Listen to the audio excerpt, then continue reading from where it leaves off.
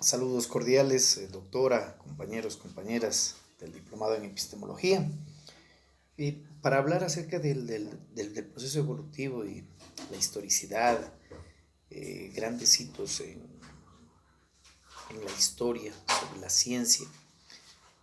En fin, partimos en un mundo eurocentrista y nos ubicamos en los presocráticos,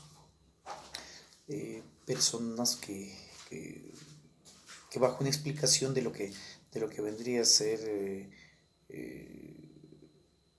la esencia de la materia.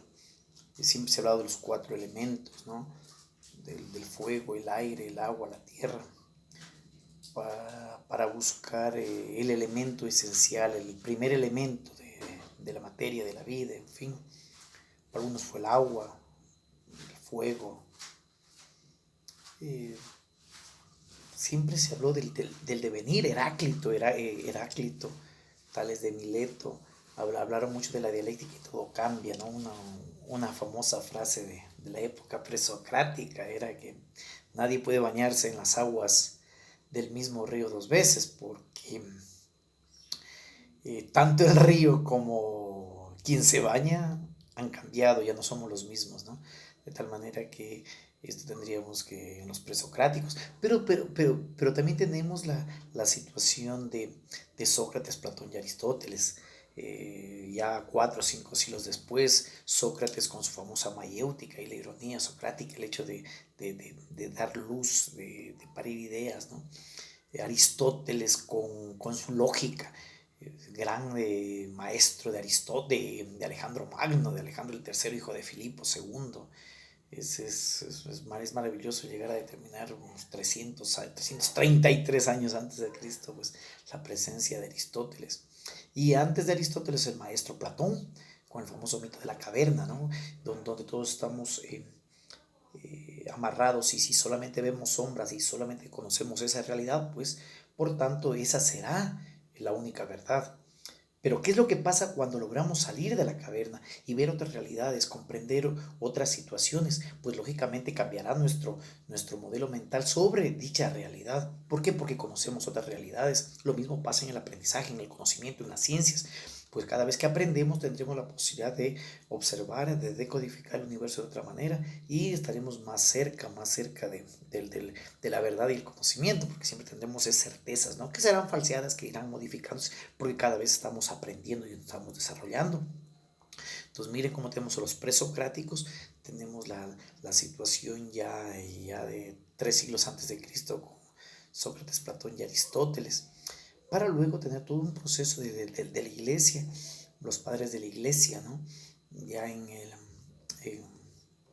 en el primer milenio, con Aurelio Agustín, con Santo Tomás de Aquino, todo el proceso de la escolástica, de la explicación y la conciliación de la razón y la fe mediante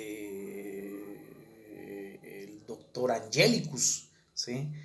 Los padres de la Iglesia Católica, Santo Tomás y San Agustín. Vendrá un proceso que durará aproximadamente 1000 años, desde el año 500 al año 1500, que se conoce como el obscurantismo, 10 siglos de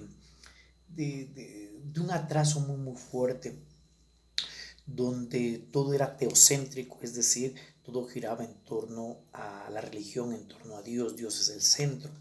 Y luego el Renacimiento, siglo XVI, pues las rupturas, es decir, el quiebre que a ese proceso lineal de historia se genera con Nicolás Maquiavelo en la ciencia política. Nicolás Maquiavelo con su obra El Príncipe pues determina que el poder no se lo hereda, el poder se lo conquista. Antes de Nicolás Maquiavelo se determinaba de que el poder era heredado y solamente el hijo del rey será el nuevo rey, y de esta manera una perpetuidad eh, en la toma de decisiones, en el poder económico, político. Será Maquiavelo en El Príncipe que determina que el poder no se lo hereda, se lo conquista, y él nos enseña, Nicolás Maquiavelo, si tienes el poder, a cómo conservarlo. Y si no lo posees, a cómo conseguirlo. De tal manera que hay una ruptura en la ciencia política en donde se establece que el poder es factible, es posible. lograrlo, apoderarse del poder, arrebatar el poder. Entonces sería la primera ruptura, la ruptura en la ciencia política. Tenemos la ruptura en las ciencias naturales con Leonardo da Vinci, el hombre del Renacimiento, en las ciencias naturales, en la aerodinámica, en la biología, en la botánica. Tenemos la posibilidad de la disección de cuerpos. Hay unos estudios del gran Leonardo sobre la disección de cuerpos, sobre los órganos, los aparatos y los sistemas, de tal manera que en la biología eso es un aporte fundamental.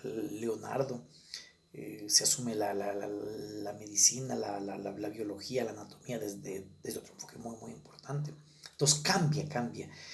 También tenemos la ruptura religiosa en el siglo XVI, pues Martín Lutero en Alemania genera todo el proceso del protestantismo, con su 1517, con sus 95 tesis en Wittenberg, en donde él establece que las indulgencias no es una situación económica, sino que es una situación más bien de obra.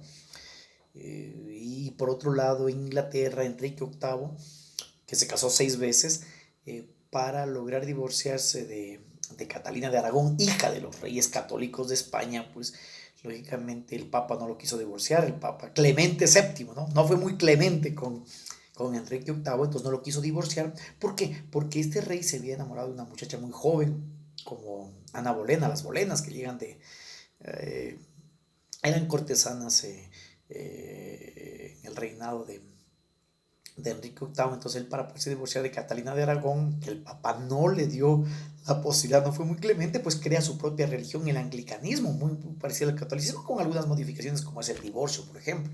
Entonces tenemos esas rupturas. Tenemos la ruptura en la ciencia política, en las ciencias naturales, tenemos la ruptura en las ciencias naturales, en las religiones, es decir, son rupturas fundamentales. Y lógicamente la ruptura de la comprensión del cosmos y el movimiento de los planetas, de los cuerpos, en fin. Una teoría de la teoría de Ptolomeo, que es la teoría geocéntrica aceptada durante 1000 años, pues lógicamente llegó a ser falseada y entra en duda y se genera pues la teoría heliocéntrica de Copérnico, de Galileo. Los llevaron a la Inquisición, en fin, el juicio a Galileo por esas aseveraciones del movimiento. Hay un bonito escrito en un monumento a Nicolás Copérnico, ¿no? El hombre, en el pie del monumento dice, el hombre que detuvo al sol y puso a mover a la tierra. Genial, genial. En esa frase nos explica muchísimos temas sobre lo que ha sido el proceso de cambio de la comprensión misma del cosmos. Entonces, miren, en esas 4 rupturas. Y luego tendremos todo un proceso del siglo XVIII, el siglo de las luces, el enciclopedismo, la ilustración, pensadores como Rousseau en el contrato social, pensadores como Diderot, D'Alembert, Quesnay, Holbach, en fin, tenemos a Voltaire, a Montesquieu, tenemos el enciclopedismo, 17 volúmenes aproximadamente en 20 años, a mediados del siglo XVIII, tenemos todo el proceso de 1750, 60, 70, en donde se generarán cambios importantes en la concepción del mundo. Esto dará como resultado, pues lógicamente, la Revolución Francesa. Los postulados de libertad, igualdad y fraternidad de 1789 serán el resultado justamente de todo un proceso de la comprensión del ser humano, y que lógicamente se terminan las monarquías absolutas de Luis XVI, de María Antonieta, en fin, todo el proceso del poder en una sola persona, pues se va terminando la monarquía absoluta, y esto generará todo el cambio, el nacimiento de las democracias, el nacimiento de las nuevas repúblicas. Y lógicamente, ya llegando al siglo XIX y XX, pues los grandes cambios de la democracia y lo que hoy se conoce como los famosos procesos del capitalismo. Todo esto genera cambios en la ciencia y procesos que es necesario que siempre, para comprender qué es lo que estamos ahora, cómo estamos ahora, pues es necesario hacer una periodicidad y una historicidad, así sea por el momento en forma lineal, para luego irla desde una comprensión dialéctica. Nada más. Muchísimas gracias, doctora. Muchísimas gracias, compañeros, compañeras. Una breve síntesis. Muy gentiles.